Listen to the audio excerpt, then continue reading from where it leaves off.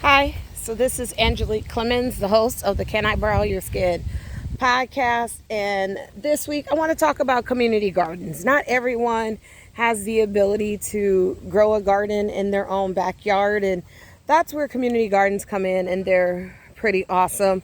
I'm here at a community garden. Where am I? Mac and Burns in Detroit. And as you can see, the garden is doing pretty well. We got some tomatoes and some peppers right there. They also have flowers, so I may not have mentioned this, but marigolds, as you can see, there's some marigolds there around the perimeter. They're actually very good natural pest control. Looks like we got some cabbage here, some beautiful both red leaf and green leaf cabbage. One of the things with community gardens is you are going to get pests. You have to look out for that.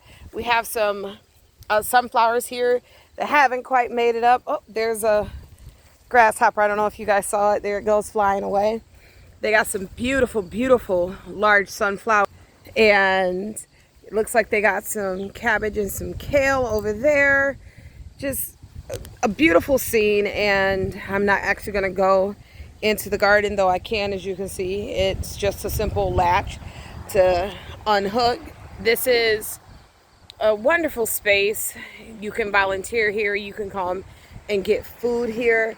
It is about a half square city block. You can see that they are actually compost as well. They have some habaneros here, so some more peppers here. Again, the beautiful sunflowers.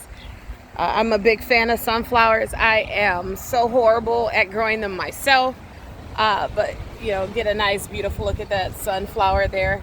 It looks like it's about to rain, so I'm kind of walking my way through slowly. You can see that they have bales of hay, and that's actually used to kind of keep some of the water in. You can see they have evergreens back there, so you have some of the trees to help keep the soil in during the winter time.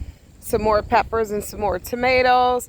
I actually zoom in on this because I still have a lot of green tomatoes in my yard, and as you can see, they do as well. It's actually been a kind of difficult season when it comes to flowering on time because it was a very hard winter. Winter came a little late with leaving this year. They still have a lot of their bell peppers actually still have the flowers on them as well.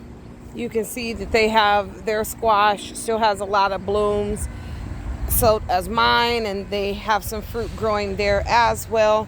Like I said, I'm going to stay on the outside perimeter, and though I have asked to volunteer here because I don't volunteer here, I don't feel comfortable just walking in on my own. You can see that they have space going up. That's probably for their sweet peas and maybe hops. See any hops, but you can see the string, things like that actually need to, and so they have natural string there for them to climb. One of my good friends, she actually uses string for her peas to climb, and I may have to try that again. They have a lot of flowers along those, act as natural deterrents.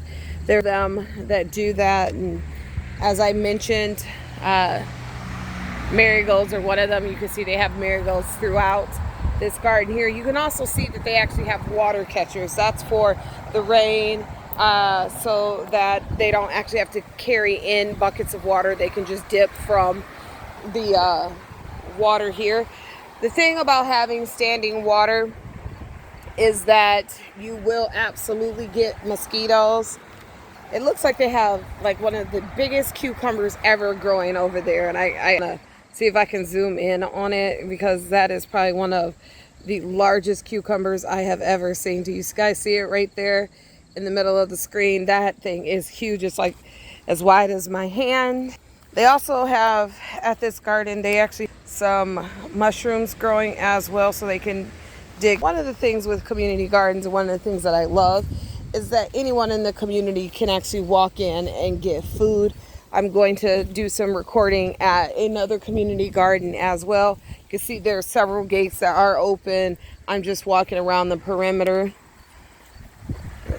You can see they have some lettuce there as well. You guys will see my finger a lot as I'm doing some of the garden segments, since I am recording those myself instead of having my engineer do them. So they even have benches here if people want to come and sit and eat and hang out and talk. One of the cool things about community gardens, and one of the things that I love the most, is the fact that it is for the community. They are here to help feed those that need it. They have a table there in the middle for gathering, and I think this is important.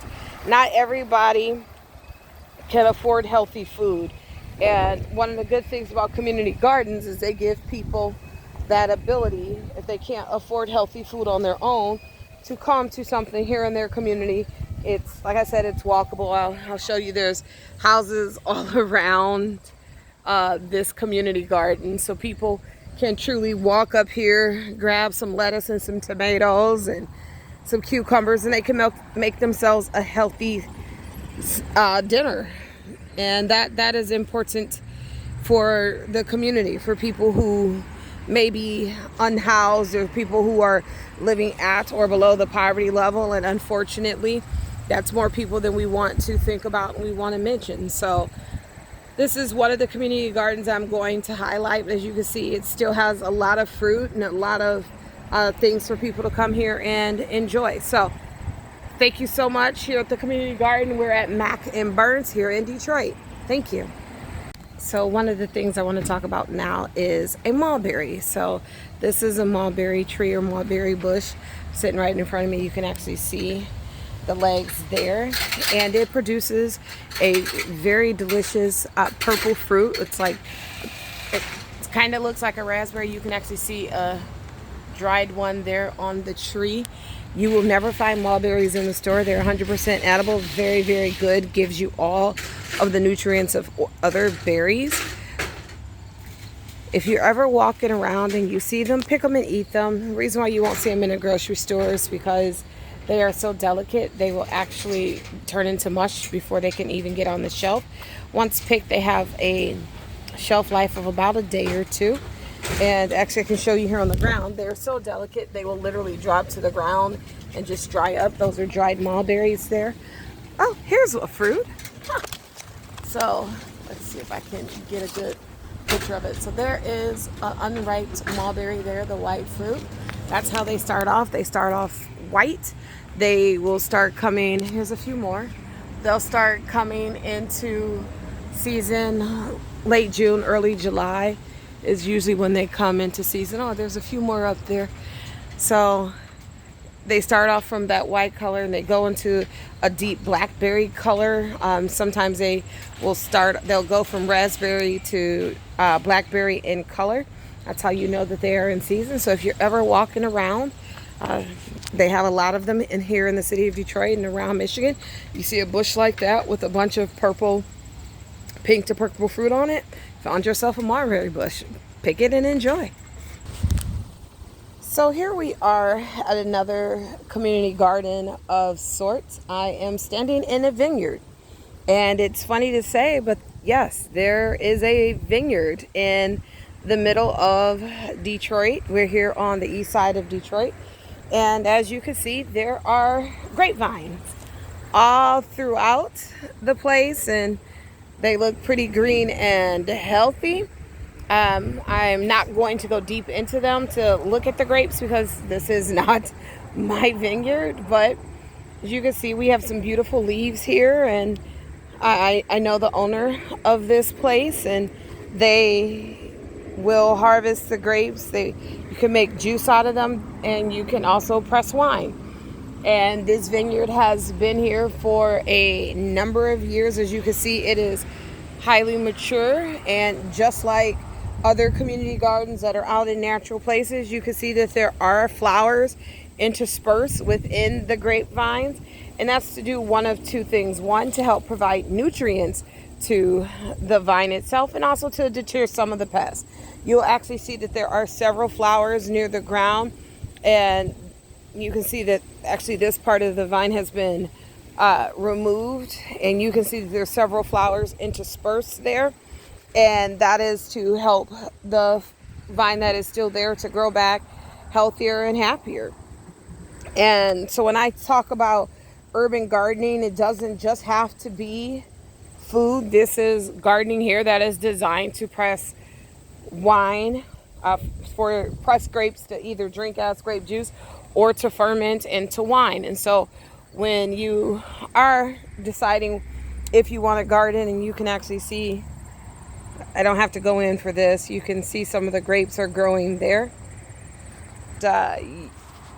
You don't just have to decide, well, do I want to garden food? What food do I want to garden? You can do vegetables, you can do fruit, you can do things for beverages, for soaps. Like, there's so many different options, and I don't want you to limit yourself.